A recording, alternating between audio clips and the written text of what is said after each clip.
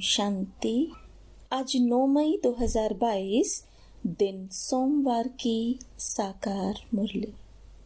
आइए अब सुनते हैं मीठे बाप दादा के मधुर महावाक्यों को।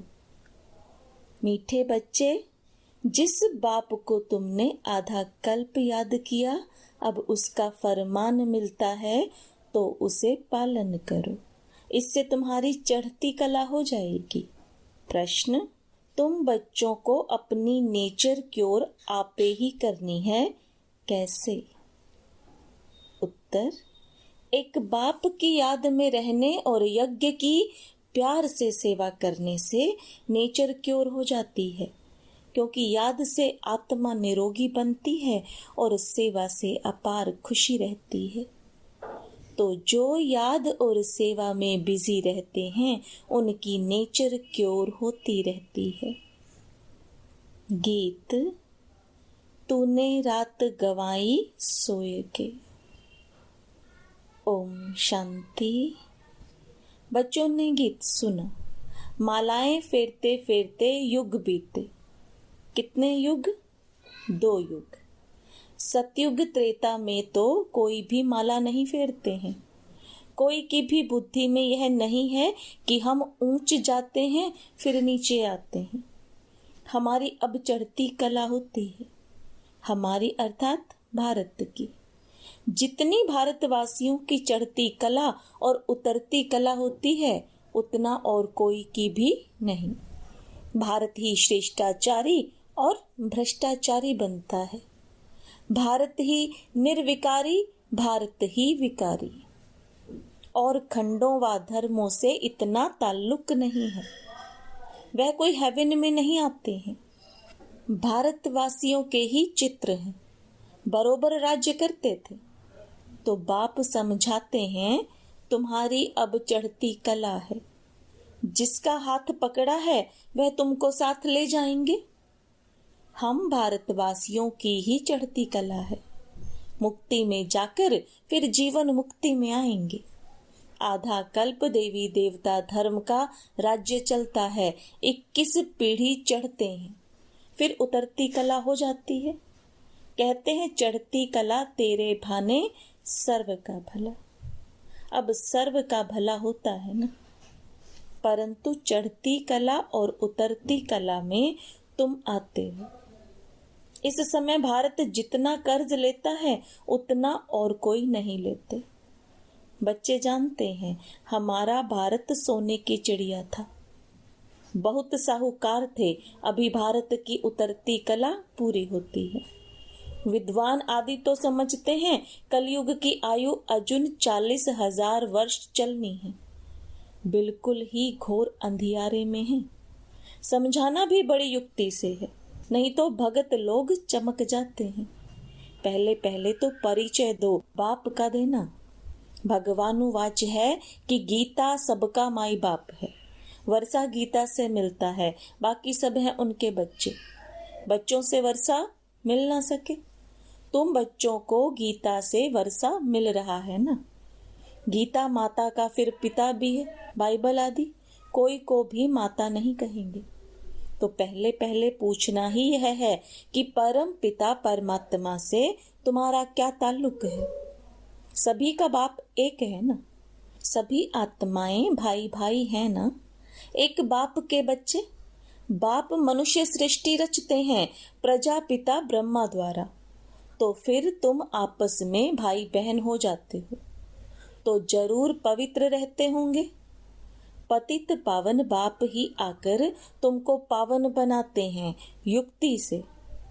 बच्चे जानते हैं पवित्र बनेंगे तो पवित्र दुनिया के मालिक बनेंगे।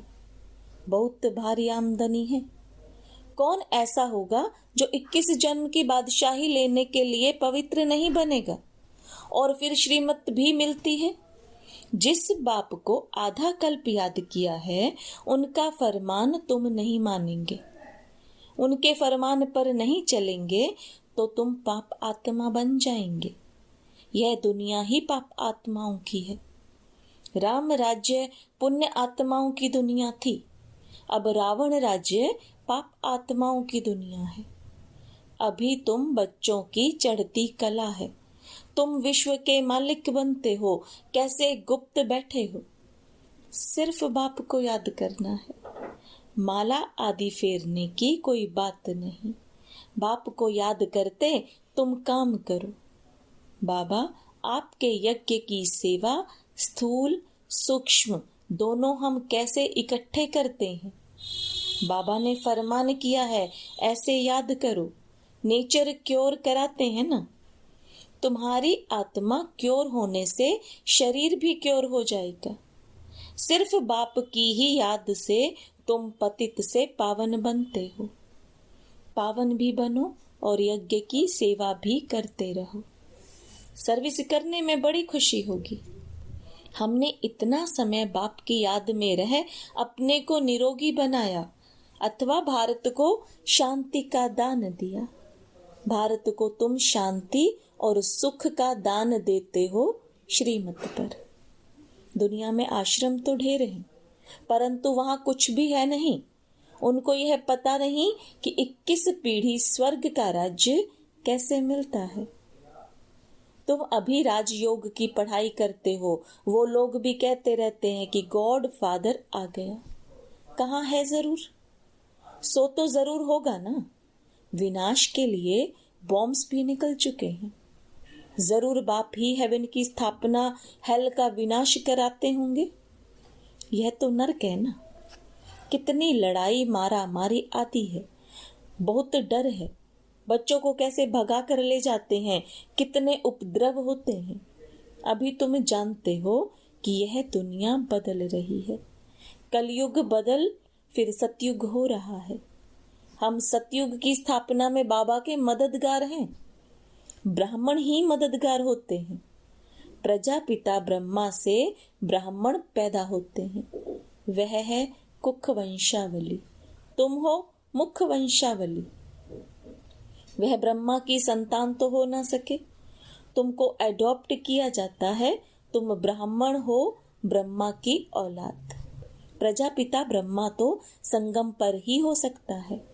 ब्राह्मण सो फिर देवी देवता बनते हैं।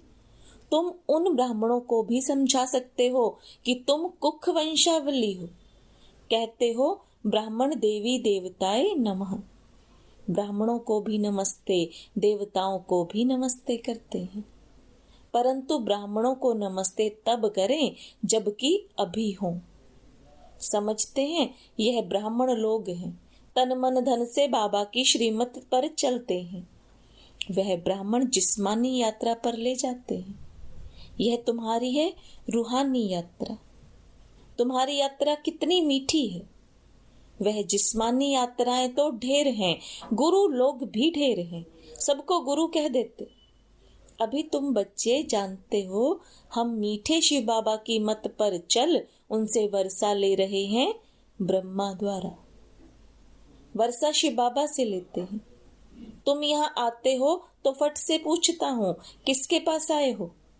बुद्धि में है यह शिव बाबा का लोन लिया हुआ रथ है। हम उनके पास जाते हैं। सगाई ब्राह्मण लोग कराते हैं, परंतु कनेक्शन सजनी साजन का आपस में होता है, न कि सगाई कराने वाले ब्राह्मण से। स्त्री पति को याद करती है या हथियाला बांधने वाले को याद करती है। तुम्हारा भी साजन है शिव, फिर किसी देहधारी को तुम क्यों याद करते हो। याद करना है शिव को। यह लॉकेट आदि भी बाबा ने बनवाए हैं समझाने के लिए। बाबा खुद ही दलाल बन सगाई कराते हैं, तो दलाल को याद नहीं करना है। सजनियों का योग साजन के साथ है। मम्मा बाबा आकर तुमको बच्चों द्वारा मुरली सुनाते हैं। बाबा कहते हैं बहुत ऐसे बच्चे हैं जिनकी भ्रकुटी के बीच हम बैठ मुरली चलाता हूँ। कल्याण करने अर्थ, कोई को साक्षात्कार कराने, मुरली सुनाने, कोई का कल्याण करने आता हूँ। ब्राह्मणियों में इतनी ताकत नहीं, जानता हूँ इनको यह ब्राह्मणी उठा नहीं सकेगी, तो मैं ऐसा तीर लगाता हूँ जो वह ब्राह्मणी से भी तीखा जाए। ब्राह्मणी समझती है, इनको हमने समझाया। दे अभिमान आ जाते हैं। वास्तव में यह अहंकार भी नहीं आना चाहिए। सब कुछ शिव बाबा करने वाला है, यहाँ तो तुमको कहते हैं बाबा को याद करो। कनेक्शन शिव बाबा से होना चाहिए। यह तो बीच में दलाल है, इनको उसका एवजा मिल जाता है। फिर भी यह वृद्ध अनुभवी तन है, यह बदल नहीं सकता। ड्रामा में नूंद है, ऐसे नहीं दूसरे कल्प में दूसरे के तन में आएंगे। नहीं, जो लास्ट में है उनको ही फिर पहले जाना है। झाड़ में देखो, पिछाड़ी में खड़े हैं ना। अभी तुम संगम पर बैठे हो। बाबा ने इस प्रजापिता ब्रह्मा में प्रवेश किया है। जगत अम्बा है, कामधेनु और कपिल देव भी कहते हैं। कपल अर्थात जोड़ी, बाप दादा माता पिता, यह कपल जोड़ी हुई ना। माता से वर्षा नहीं मिलेगा, वर्षा फिर भी शिव बाबा से ही मिलता है। तो उनको याद करना पड़े। मैं आया हूं तुमको ले जाने इनके द्वारा। ब्रह्मा भी शिव बाबा को याद करते हैं, शंकर के आगे भी शिव का चित्र रखते हैं। यह सब है महिमा के लिए। इस समय तो शिव बाबा आकर अपना बच्चा बनाते हैं।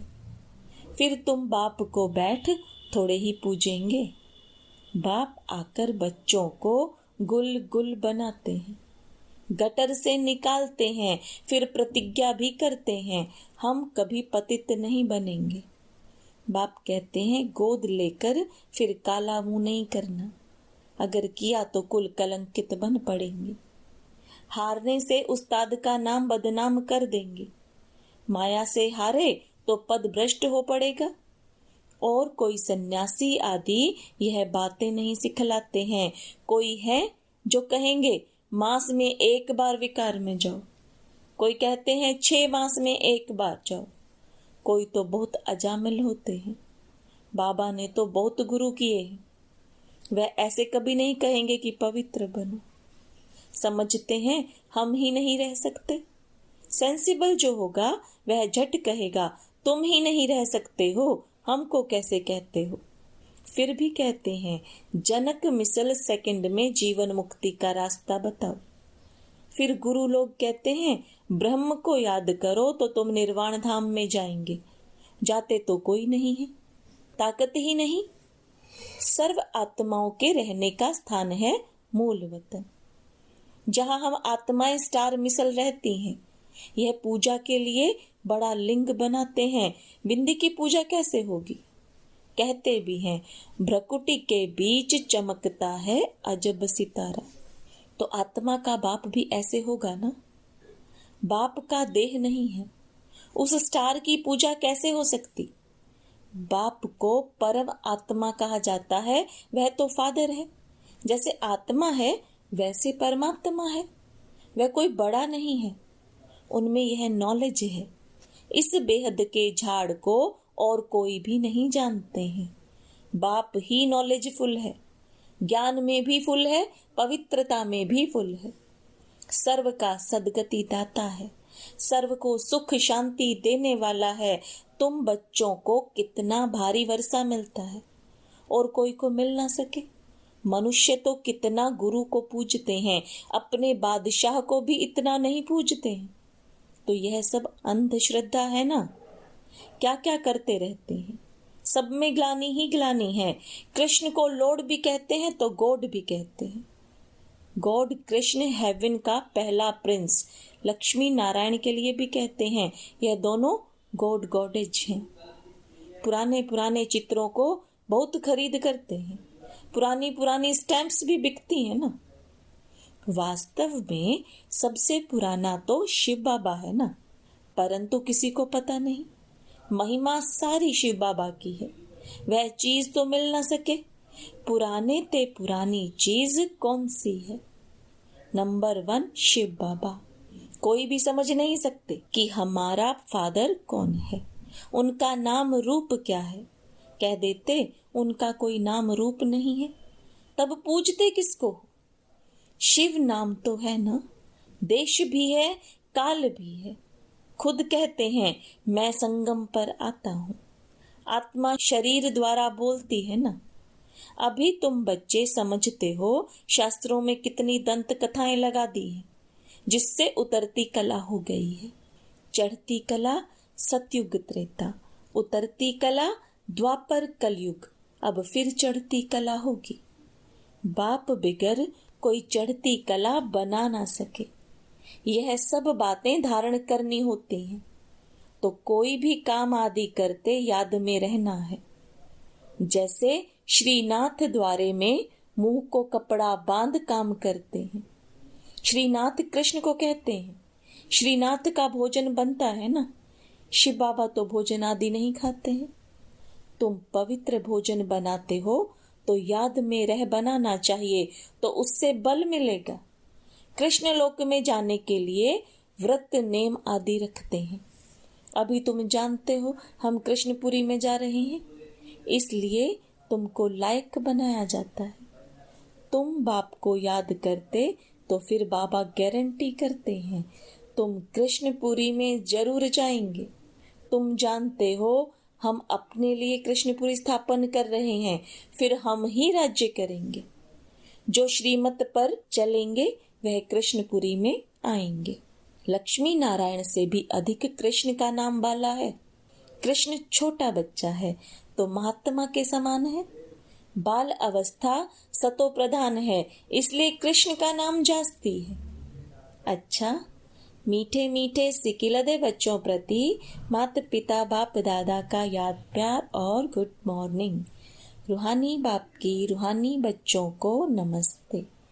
रूहानी बच्चों की रूहानी बाप दादा को याद प्यार गुड मॉर्निंग और नमस्ते। धारणा के लिए मुख्य सार। अपना पूरा कनेक्शन एक शिव बाबा से रखना है। किसी भी देहधारी को याद नहीं करना है। कभी अपने उस्ताद अर्थात बाप का नाम बदनाम नहीं करना है। अपने द्वारा यदि किसी का कल्याण होता है तो मैंने इसका कल्याण किया, इस अहंकार में नहीं आना है। यह भी देह अभिमान है। कराने वाले बाप को याद करना है। वरदान। अमृत वेले 3 बिंदियों का तिलक लगाने वाले क्यों क्या की हलचल से मुक्त अचल अडोल भव। बाप दादा सदा कहते हैं कि रोज अमृत वेले 3 बिंदियों का तिलक लगाओ। आप भी बिंदी, बाप भी बिंदी, और जो हो गया, जो हो रहा है, नथिंग न्यू, तो फुल स्टॉप भी बिंदी। यह 3 बिंदी का तिलक लगाना अर्थात स्मृति में रहना। फिर सारा दिन अचल अडोल रहेंगे। क्यों क्या की हलचल समाप्त हो जाएगी। जिस समय कोई बात होती है उसी समय फुल स्टॉप लगाओ। नथिंग न्यू, होना था हो रहा है। साक्षी बन देखो और आगे बढ़ते चलो। स्लोगन। परिवर्तन शक्ति द्वारा व्यर्थ संकल्पों के बहाव का फोर्स समाप्त कर दो तो समर्थ बन जाएंगे। ओम शांति।